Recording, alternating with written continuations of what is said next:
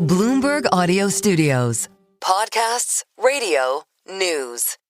You're listening to Bloomberg Businessweek with Carol Massar and Tim Stenovec on Bloomberg Radio. MercadoLibre is basically the Amazon of South America. The stock is more than doubled in the past 5 years, up 125%. And the CFO joins us right now out of Latin America, Martin de los Santos. And Martin, I've spoken to you a couple of times in the past few months. Give us an update on how your business is doing, how your growth is looking right now, and how the economy feels to you. Hi, Matt. Thank you for having me. Pleasure being here. We announced results a couple of months ago for Q2, which shown very strong growth both on our e-commerce platform as well as our fintech business. Number of users growing very nicely at 30% on fintech, 25% year-on-year growth on commerce. Performing very, very well in all of the markets where we operate. We continue to increase financial inclusion. But then when we look at ahead, we see plenty of growth in the future, right? Penetration of e-commerce in Latin America continues to be relatively low compared to the US or Asia. It's at mid-10%. Financial inclusion is very, very low, and we're also making significant progress on bringing people to our ecosystem. So we are very excited, not only with the results that we deliver in Q2, but with more importantly, with the growth that we see ahead of us. I will say normally, So Martin, I know normally you're in Montevideo, but right now you're in San Francisco, just to correct myself. Yeah. Well, tell us a little bit, Martin, about why you are in San Francisco. We are attending the Goldman Sachs technology conference. So we're visiting with investors and analysts, and again, talking about the results and the future of the company. And to that point, I mean, this is a technology conference. How are investors globally thinking about the Latin American tech scene? What are some of the conversations that you're having on the ground there? Yeah, obviously they're looking at growth, the opportunity that we have on fintech, the new launches that we have done recently. On the fintech side, we announced the launching of the new credit card in Argentina. We are doubling our credit book year on year in this quarter. We are doubling the number, the amount of the funds investing on our platform. On the commerce side, we are at record levels in terms of growth. We continue to increase market shares on all of the markets where we operate. We're increasing our free shipping offering. So a lot of new things happening on our ecosystem, and those are the type of things that we're discussing with investors. Poonam Goyal, our Bloomberg intelligence analyst who watches your business, wants to know about the acquisition of Globo Brazilian drugstore and how we should interpret that acquisition, what you're going to do with it, what's your strategy? Yeah, I think when you look at the pharma category, it's a category that is very low, with very low penetration of e-commerce, but it's a large category within commerce in general, with a lot of frequency of purchase. So we are experimenting not only in Brazil, but in each country where we operate. We have a small pilots on pharma. It's a complex segment of a market because it's highly regulated, but we think it generates a big opportunity going forward. So it's not a lot to report right now. We just acquired in Brazil a small pharmacy to start to experiment. It's a very small part of our business, but it has a big potential because of the size of the commerce that is done on pharma.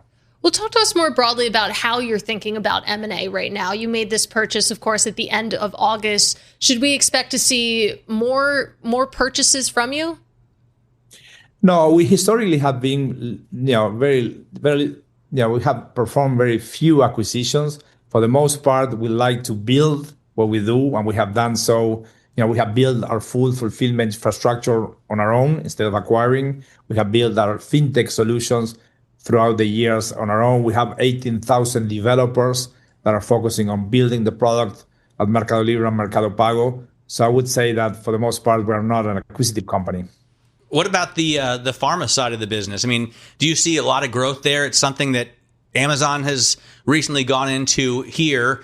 How many of your customers are getting their drugs from you now or online now compared to what you expect in, say, 5 years?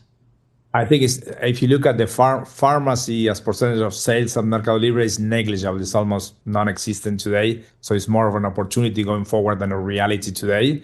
As I mentioned, we operate in 18 different countries. Each country has a different regulation for pharma. So I think it's more of an opportunity than a reality today. But like pharma, there are many different bets that we're doing throughout the operation. Supermarket, 1P, we're experimenting with food delivery that are small today but represent large opportunities going forward. By the way, Martin, can you watch what Amazon does? And, do you have time to watch them, wait and see how it works out for them, and then do it yourself? Or do you like to make your own innovative moves, make moves at the same time? How does that work?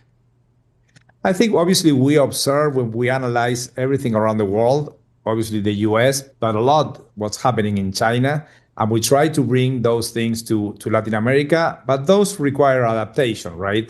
I mean, in the early days when we started MercadoLibre 25 years ago, we used to be very similar to eBay, but we rapidly realized that we needed to adjust the model, and we move away from that, the auction model, for instance. Then we build our infrastructure in the same way as Amazon has it in the US. Our fintech solution looks a lot more what the Chinese have in China because of financial inclusion that we needed to make. So I think we do observe a lot what's happening in the world, but then we need to customize it to Latin America, which has a very different environment. Well, it feels like Amazon is the elephant in every room, just about. And on the topic of Amazon, they recently bought a stake in a Latin American delivery startup, Rappi, I believe it's pronounced. It's a Colombian delivery company. What does this potentially mean for you? What did you make of that news? I think we've been competing with Amazon for many years in Brazil and obviously more intensely in Mexico. And again, as I mentioned before, we have built our logistic infrastructure and our payment infrastructure to compete with Amazon, with the Asian players, and we will continue to compete with them based on the strength of our ecosystem. So again, doesn't change the trajectory of our investments or our strategy. Not much to report on that front. What's your investment strategy in terms of AI or data centers? Are you pouring, like all of the mega cap tech companies over here, billions of dollars into that? No, we're not. I think regarding AI, I would break it down in three. There are certain initiatives that are helping us with cost savings. There are certain ones that are consumer facing and are helping us to push growth and improve the user experience and conversion. And then there are certain ones that speak more about the agentic AI in the way we interact with our users. I would say that we're making a lot of progress in terms of cost savings in many different areas of the business, in particular in coding. The 18,000 developers that we have are embracing AI and becoming more productive. Also consumer facing, a lot of ways that the users interact with our platform has been improving because of AI. And then on the agentic AI, we're experimenting a lot. I think on that front, we have more questions than answered yet, but we have a large team of people who are looking at ways we can improve the user experience via developing our own agents. All right, that's a good place to leave it. Martin, it's really great to get some time with you. That is Martin de los Santos. He is the Chief Financial Officer of MercadoLibre.